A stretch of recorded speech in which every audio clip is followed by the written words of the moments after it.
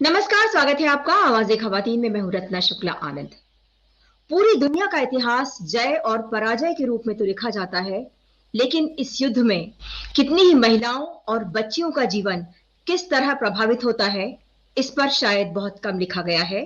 या वाकई दुनिया ये बहुत कम जान पाती है कि बाद में उनके जीवन पर क्या असर हुआ, जिन्होंने युद्धों में अपने पति, पिता, बेटे या भाई को खोया।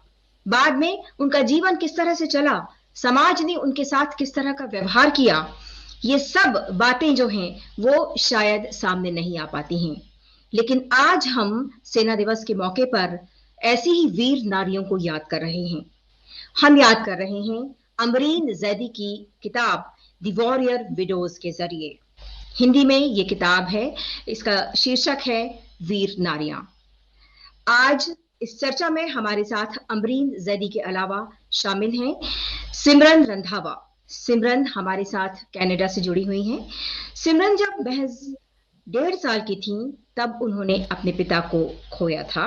उनके पिता भी सेना में थे। हमारे साथ जुड़ी हैं सलमा शफीक गोरी जी। सलमा शफीक के पति मेजर शफीक खान गोरी शहीद हुए थे ऑपरेशन रक्षक में। आज सलमा जी ऐसे सभी परिवारों की मदद में जुटी हुई हैं जिन्होंने युद्ध में अपनों को खोया है।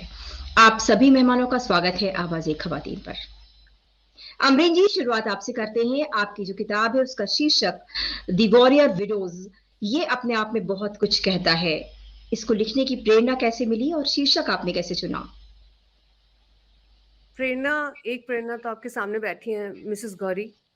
ये लेडीज ही मेरी प्रेरणा थी, रत्ना जी। और ये किताब मैं नहीं कहूँगी कि मेरी किताब है, ये किताब इन सब लेडीज की है। ये बिलोंग ही इन सबको करती है, क्योंकि इनकी जो लाइफ जर्नीज हैं इससे हमें अंदर से झंझोड़ दिया है। अब जैसे सिमरन है, सिमरन की मदर जो है वो अभी सर्विंग ऑफिसर हैं, और वो फर्स्ट वॉर विडो हैं इंडियन आर्मी की, जो इंडियन आर्मी ऑफिसर बनी है।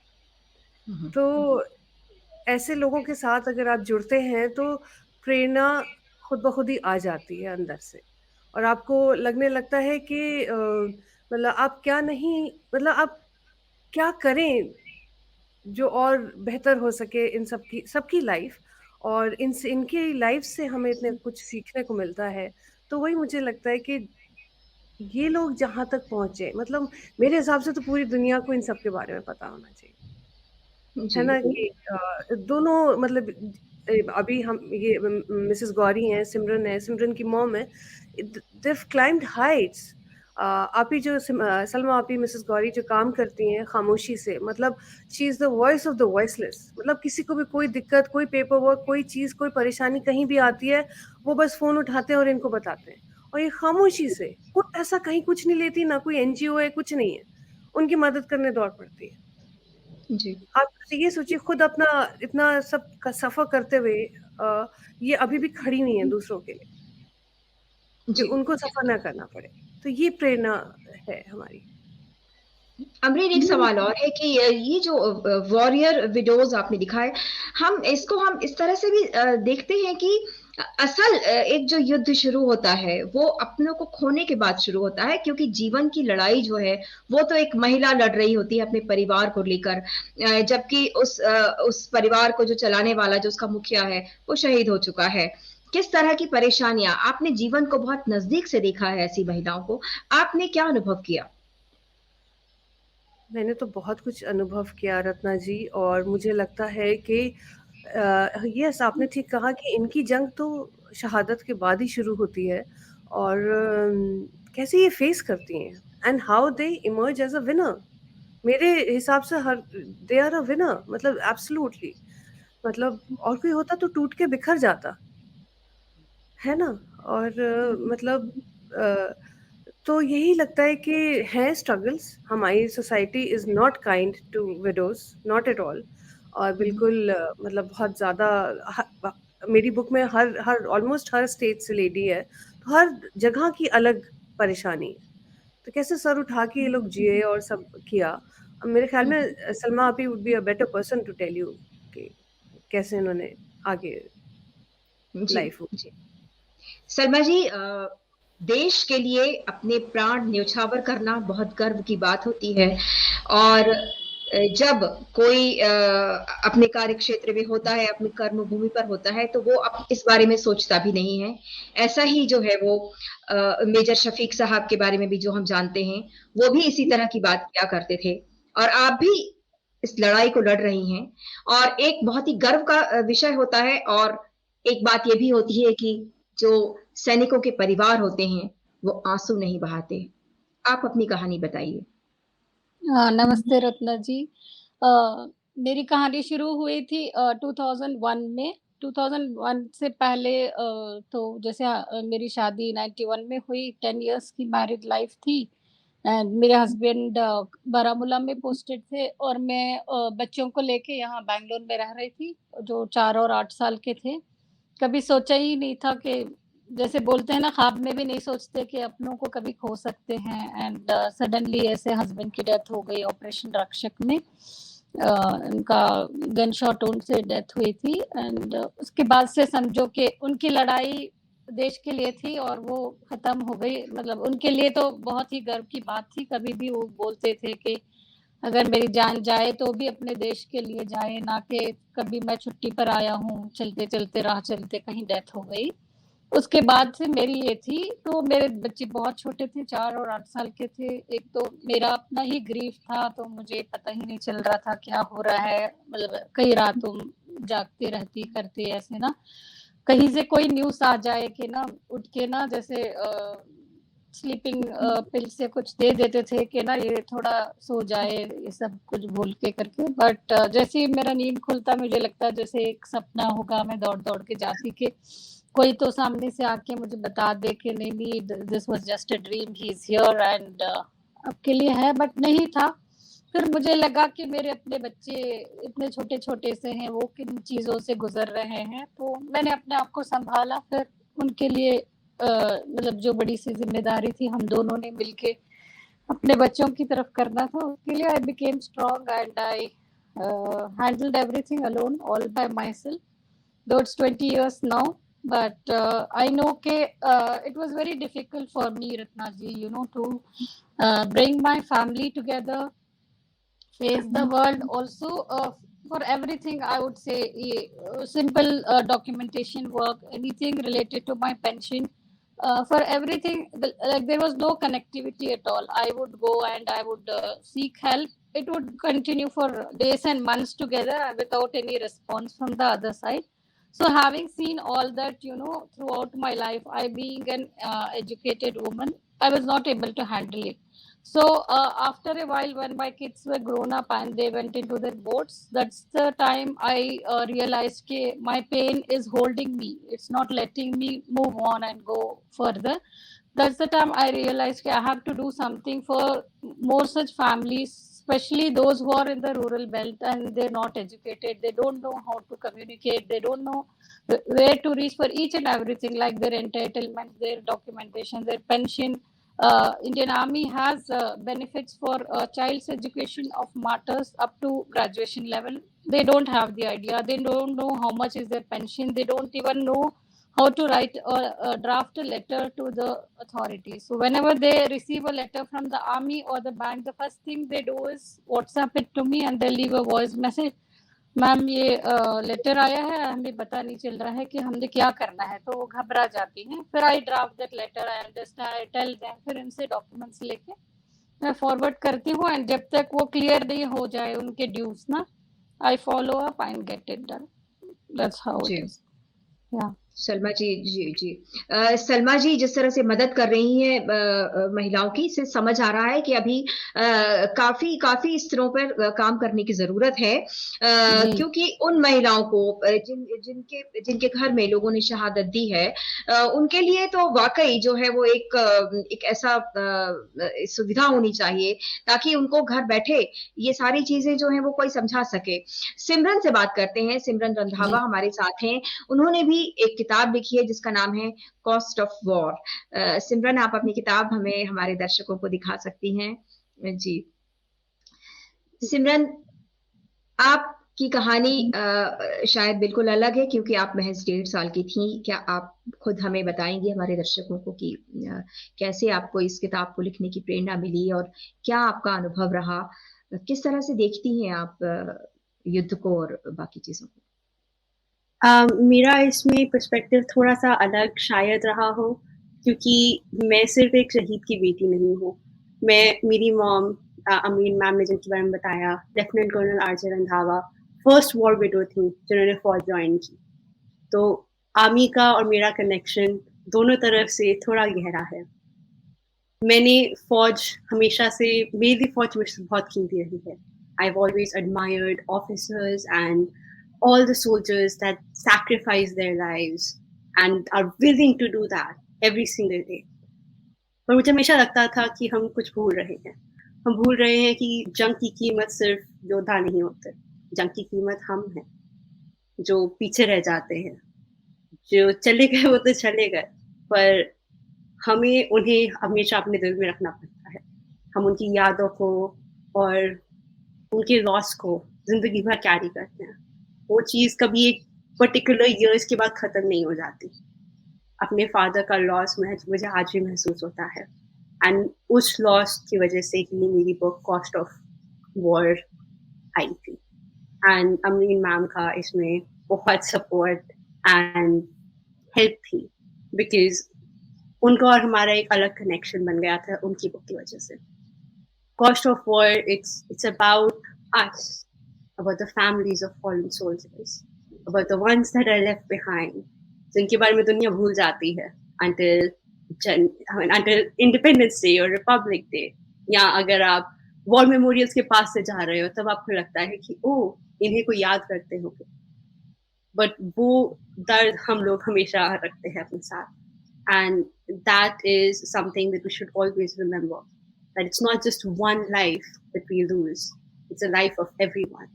It's a life of children who have to live with the loss of their parents and the fear of losing another one. And I think army का इसमें हमें at least बहुत support रहा था, because army ने rules change किए. Dr. Ranjana Malik and General Ved Prakash Malik made it possible for my mom to join army.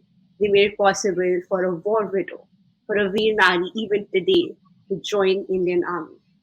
That is something that is unique to us as a country and as a force. And I always like to say कि मेरी mom ने जब army join की, उसके बाद मेरे दिल में ये था कि मैं कुछ भी कर सकती हूँ, बिकॉज मैंने अपनी मॉम को कुछ भी करते हुए देखा था। मैंने उन्हें अपने आप को एकदम टूटा हुआ देखा था। उन्होंने अपने आप को जिस तरीके से उठाया, जिस डिग्निटी से एंड जिस कॉन्फिडेंस से वो अपने आप को आज भी कैरी करती है, that has been an absolute inspiration. Simran, हम यही कहेंगे कि जिस परिवार ने इस दुख को झेला है, जो परिवार इससे गुजरा है, जिसके यहाँ शहादत हुई है, उस शौर्य को पूरा देश याद तो करता है, या वो परिवार याद तो करता है, लेकिन वाकई जो पीड़ा होती है, जो कुछ जो व्यावहारिक तौर पर जो मुश्किलात आती हैं, वो तो उस परिवार को ही झेलनी पड़ती हैं। लेकिन इसके बावजूद ये बहुत ही गर्व की और ये बहुत ही बहादुरी की बात है कि आपकी माँ एक बार फिर से देश सेवा कर रही हैं, और आप भी उसी पूरे जज्बे के साथ जो है वो इस बात को जो है वो स्वीकार कर रही हैं। अमरीन, आपके पास फिर लौटते हैं। ये बताएं कि आपने बहुत ही नजदीक से वॉर विडोज को देखा है, कुछ कहानियां हमारे साथ अगर आप शेयर कर सकें। कहानियां तो बहुत हैं, लेकिन कुछ जैसे हैं जो आपके दिल को बहुत छू जाती हैं। ये दो तो आपके पास हैं, और जैसे एक कश्मीर की स्टोरी है मेरी किताब में, जिसने मुझे भी अंदर से बहुत हिला दिया था, क्योंकि कश्मीर जनरली वर्ड जैसे ही आता है दिमाग में, उसके साथ साथ टेररिज्म आ जाता है ना। अ लैंड ऑफ टेररिज्म वो है, चल रहा है, अभी भी चल रहा है, अभी भी रोज हर दूसरे दिन हमारे soldiers are killed in action. तो मेरा यही हुआ कि बुक की जर्नी के दौरान one lady led to another, उस तरह वाली बात होती रही। उसी में एक ब्रिगेडियर हरचंदन है, बहुत ही एजेड हैं, लेकिन वो भी वॉर विडोज के लिए काम करते हैं जम्मू में। उन्होंने मुझे कनेक्ट किया एक लेडी से, उसका नंबर दिया और बोला कि बेटा इससे बात करो और मैं कुछ नहीं बताऊंगा, तुम खुद पता करो इसके साथ क्या हुआ है। मैंने उनसे बात की तो थोड़ा बहुत आइडिया लगा मुझे, तो मैंने कहा मैं आपसे मिलती हूँ, मैं फिर आपसे बात करी। मैं फिर श्रीनगर गई मिलने, और रत्ना जी उनके हस्बैंड टेरिटोरियल आर्मी में थे और उनके 3 बेटे थे, और उनके ब्रदर या किसी ने फैमिली में किसी ने नई कार खरीदी थी। तो बड़ा बेटा क्लास 12th में था और उसने कहा मम्मी मैं एक चक्कर मार के आता हूँ गाड़ी का ना, ट्राई करके आता हूँ कैसे। तो वो गया और उसके बाद ही met with a very bad accident, इतना बुरा कि मतलब ही was in the ICU for 15 days, और टुवर्ड्स द एंड डॉक्टर्स को लगने लगा था कि अब नहीं बचा पाएंगे।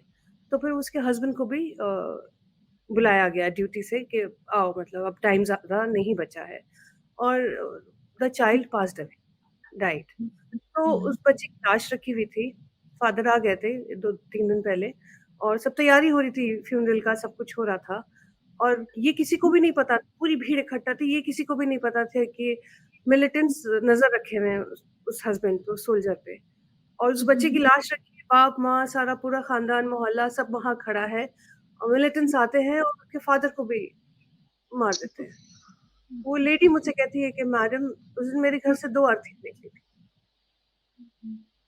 2 जनाजे निकले थे, और उसके बाद से मतलब हम सोच भी नहीं सकते कि आप क्या जवाब दीजिए या क्या दिलासा दीजिए या क्या बोलिए ऐसा कि उसके दिल को सुकून मिले। बोली 6 महीने, 8 महीने, 1 साल तो मुझे पता ही नहीं मेरी लाइफ में क्या हुआ। लेकिन फिर मैं देखती थी कि हमारे यहाँ वो बहुत ऐसे किस्से हो रहे हैं, बहुत ऐसे शहीद हो रहे हैं सोल्जर्स, तो टूट जाती हैं लेडीज, बिखर जाती हैं, लोग फायदा उठाते हैं फाइनेंसेस और हर चीज में, फैमिली वाले साथ नहीं देते, तो कुछ नहीं कहती हैं, चुपचाप बर्दाश्त करती रहती हैं, उनको निकाल दिया जाता है घर से। तो ये फिर उन लोगों के लिए काम करने लगी। ये बड़ी नहीं है बिल्कुल भी, इन्हें कोई आइडिया नहीं है, बट ये चली जाती हैं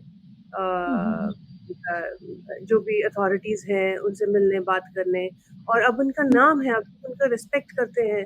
तो मुझे ये लगता है कि ऐसी एकदम जिंदगी को झंझोड़ देने वाली वारदात के बाद भी ये फौज ही आपको एक जज्बा दे सकता है कि आप फिर खड़े हुए, और फिर जो ऐसे लोग हैं जो कुछ नहीं कर पा रहे हैं अपने लिए, जो ऐसी लेडीज हैं, जैसे बच्चे, स्पेशली कश्मीर में साइकोलॉजिकली बहुत ही ज्यादा इम्पैक्ट होता है बच्चों पे टेररिज्म का और का, तो बहुत ज्यादा बच्चे डिप्रेशन में हैं, तो उनके लिए काम करते हैं, वो सब होता है। तो ये एक स्टोरी बहुत ज्यादा रत्ना जी मेरे दिल के करीब है, और ऐसी बहुत है। आप अगर किताब पढ़ेंगी तो आपको फिर पता चलेगा कि क्या था उसमें। जी जी। अमरीन, आप अपनी किताब हमारे दर्शकों को दिखा भी सकती हैं। हाँ, मेरी बुक ये तो इंग्लिश वर्जन है, और ये इसका वीर नारी करके नया हिंदी वाला एडिशन आया है और जल्दी रिलीज होने वाला है, तो ये मैं आप लोगों के साथ शेयर कर रही हूँ, और हो जाएगा 2-3 दिन में रिलीज। ये ऑथर कॉपीज आई हैं, और बस अभी यही है कि रत्ना जी हमें एज अ सिटीजन, जिनके लिए ये हमारे सोल्जर्स बिना सोचे समझे अपनी जानें गंवा देते हैं, अपनी फैमिलीज के बारे में नहीं सोचते, उनको सिर्फ मुल्क दिखता है, अब टाइम है कि हम उनके लिए और उनकी फैमिलीज के लिए खड़े हों।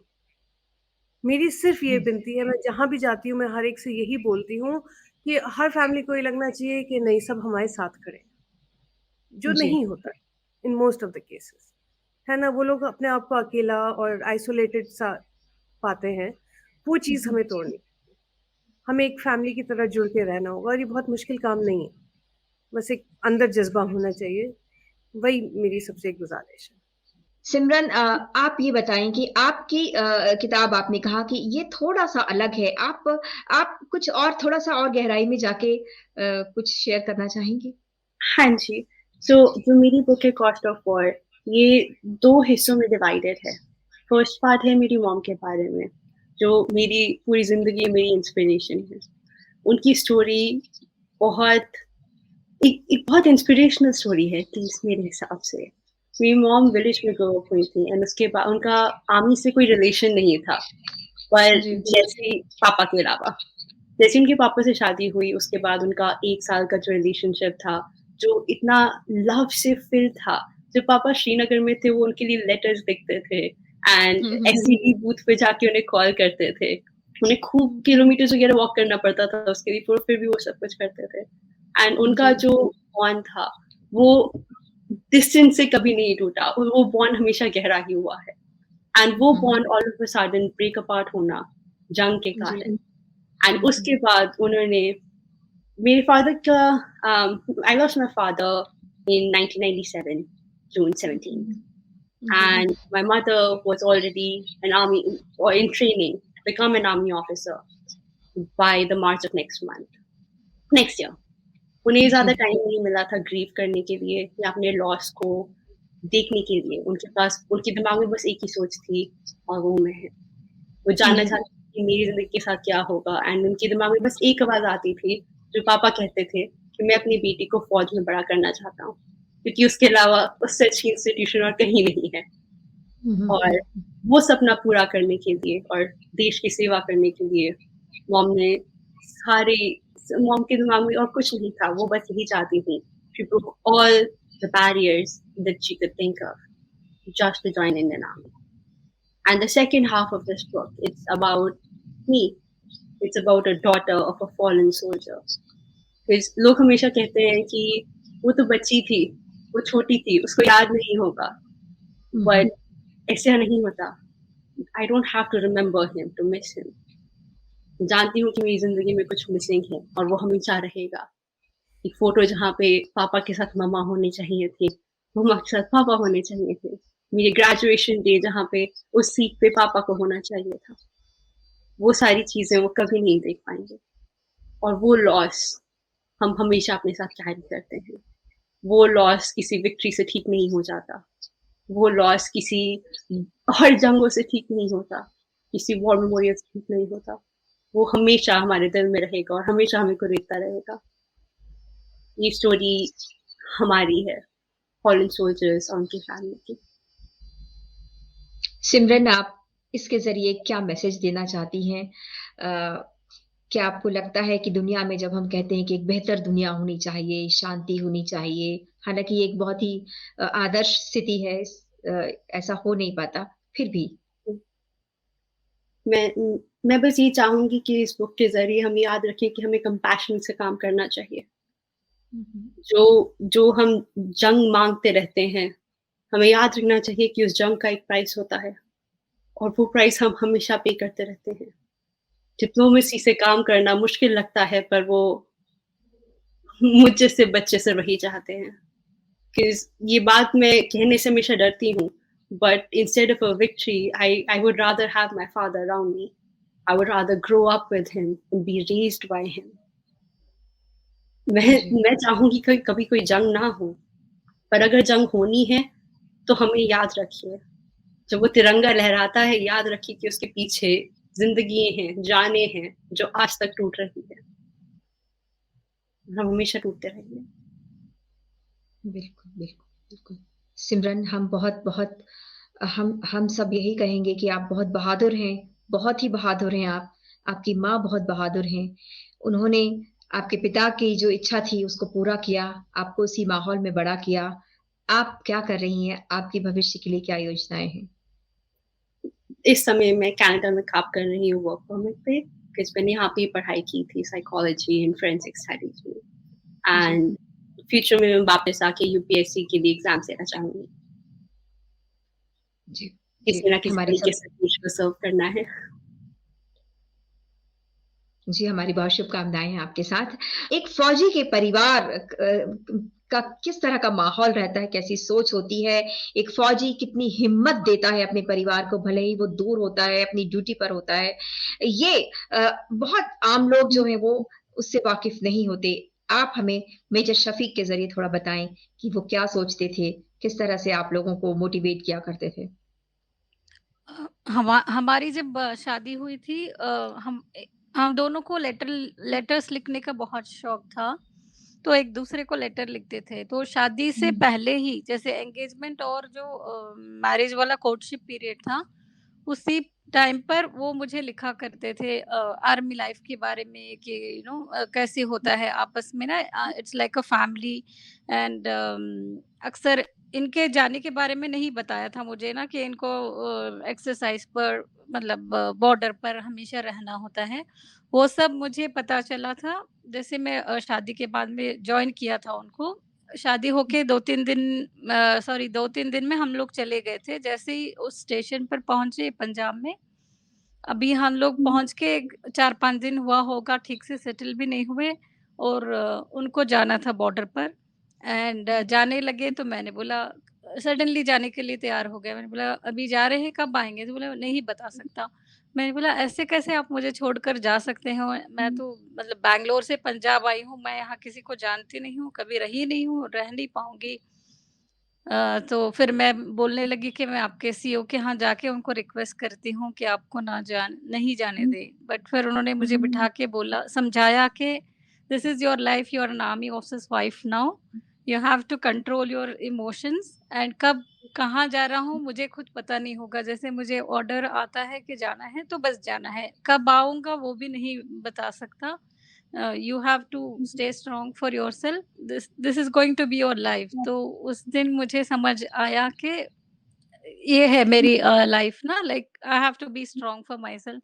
फिर जैसे बच्चे हो गए तो बच्चों के लिए ऐसे करते रहे। और हमारी आदत थी दोनों को हर दिन का, जब भी हम लोग दूर रहते थे एक दूसरे को लिखते थे। तो उसमें हमेशा इनका यही होता था कि ना कि स्टे स्ट्रांग एंड कभी भी लाइफ हर दिन ऐसे जियो जैसे कि मैं तुम्हारे साथ हूँ। बच्चों को कुछ भी चाहिए, कोई भी चीज़ की कमी नहीं महसूस होने देना है। तो इवन जब आके छुट्टी पर जब जाते थे ना, जैसे लास्ट में हम लोग लिफ्ट में बाय-बाय करने जाते तब भी हाथ पकड़ के वही बोलते थे, स्टे स्ट्रांग।